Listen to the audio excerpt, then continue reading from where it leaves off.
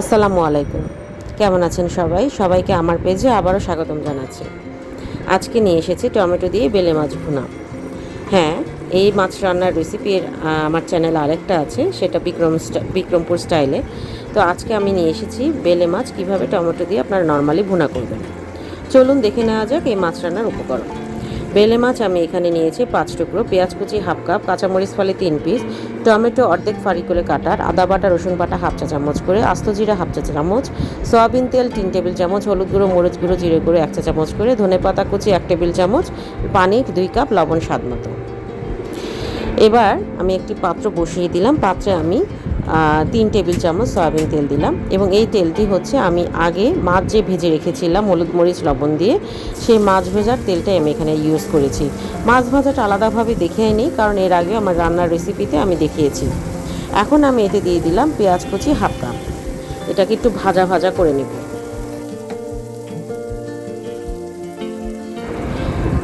এখন আমি এতে দিয়ে দিব হাফ চা চামচ আস্ত জিরা। আস্ত জিরেটা মাছ ভুনার জন্য দিলে, সব মাছে না, ইলিশ মাছ চিংড়ি মাছ ছাড়া বড় মাছ বা এই টাইপের মাছগুলোতে দিলে ভুনা তরকারির স্বাদ ভালো আসে। এই পর্যায়ে আমি মাছের আন্দাজে লবণ দিয়ে দিব। আগেই বলে রাখি, আমি মাছ ভাজার সময় কিন্তু লবণ দিয়েছিলাম এবং তেলটার মধ্যে একটু লবণাক্ত, তাই লবণটা আমাকে ভুনা অনুযায়ী বুঝে দিতে হবে। এখন আমি এতে অ্যাড করব হচ্ছে কাঁচামরিচ ফালি। কাঁচামরিচ ফালি ভুনা তরকারিতে বেশ ভালো ফ্লেভার নিয়ে আসে। অনেকে রান্না শেষে ইউজ করেন, তবে আমি বেলে মাছ রান্নায় আমি শুরুতেই ইউজ করছি।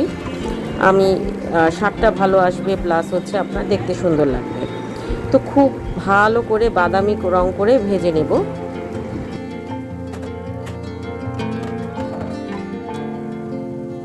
এখন আমি এখানে অ্যাড করছি আদা চামচ, হাফ চা চামচ হচ্ছে আপনার আদা বাটা এবং রসুন বাটা। অল্প করে, খুব বেশি না, একটু দিলে ভালো লাগে।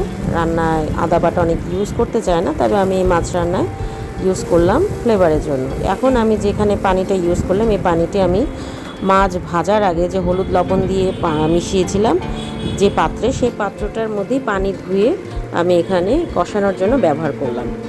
এখন আমি এতে অল্প অল্প করে দিচ্ছি 1 চা চামচ করে মরিচ গুঁড়ো, হলুদ গুঁড়ো এবং জিরা গুঁড়ো। এই গুঁড়ো মশলাগুলো একসাথে দিয়ে এখন আমি 10 মিনিটের মতো আমি এই কষানো তরকারিটা ভালোভাবে কষাবো। এবং দেখতেই পাচ্ছেন, ওই যে মাছ ভাজার জন্য যে পাত্রটা ইউজ করেছিলাম, সেই পাত্রতে অল্প একটু পানি মিশিয়ে আমি ওই কষানোর মধ্যেই দিয়ে দিচ্ছি।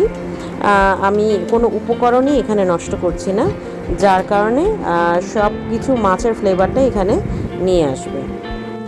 10 মিনিট কষানোর পরে আমি এখানে দিয়ে দিচ্ছি অর্ধেকটা টমেটো ফালিটা দিলে রান্নার টেস্টটাও খুব ভালো আসে, সাথে মাছ ভুনার কালারটাও খুব সুন্দর হয়। তবে আমি এখানে যে পুরো রান্নার জন্য যে 2 কাপ পানি ব্যবহার করছি বললাম, সেখান থেকেই অল্প অল্প পানি আমি এখানে কষানোর জন্য আগে ইউজ করছি। ঝোলের জন্য বাকি হাফ কাপ থেকে 1 কাপ পানি আমি ইউজ করব এখানে। এখন কষাবো আমি টমেটো দেওয়ার পরে 15 মিনিটের মতো। এমনভাবে কষাতে হবে যাতে টমেটো, পেঁয়াজ, কাঁচামরিচ সব কিছু একদম মিলেমিশে একাকার হয়ে যায়। এতে করে রান্নার টেস্টও খুব ভালো আসবে। আর আরেকটা জিনিস আমি বলে রাখি আপনাদেরকে, ভুনা তরকারিটা আপনি যত বেশি সময় নিয়ে কষাবেন, অত বেশি টেস্ট ভালো আসবে।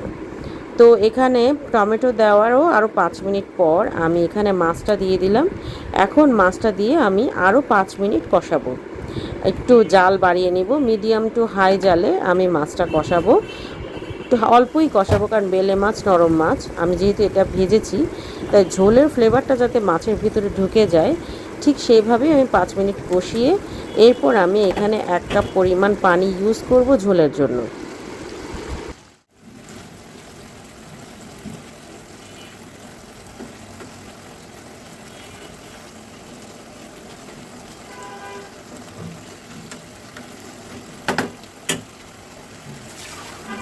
তো আমার প্রায় কষানো হয়ে গিয়েছে। আমি এখানে 1 কাপের মতো পানি ইউজ করব। এই পানিটা দিয়ে আমি 5 মিনিট হাই জালে ঝোলটাকে ভালোভাবে ফুটাবো। 5 মিনিট হাই জালে ফুটে উঠলে আমি ঢাকনা উঠিয়ে একটু নেড়ে চেড়ে একদম চুলা মিডিয়াম থেকে লো মাঝামাঝি রেখে আমি ধনেপাতা কুচি দিয়ে আরও 2 মিনিট জাল দিয়ে এরপরে পরিবেশন করব বেলে মাছের ভুনা রেসিপি।